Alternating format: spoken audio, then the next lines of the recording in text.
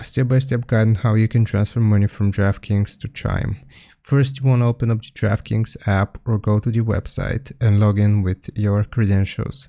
Then we will go to the withdrawal section and choose a withdrawal method. Since we can't directly withdraw the money to Chime, what we can do instead is withdraw to PayPal first and then transfer it over. So you will choose PayPal, which is the most compatible method for Chime.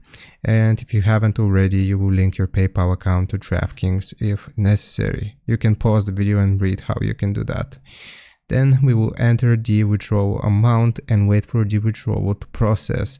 It is going to take between 1 to 3 business days.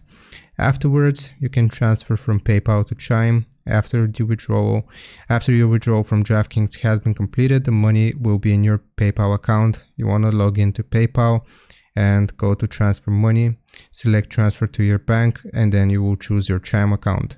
You just want to follow the prompts and complete the transfer. I hope these workarounds work for you. Leave a like and sub, and I'll see you next time.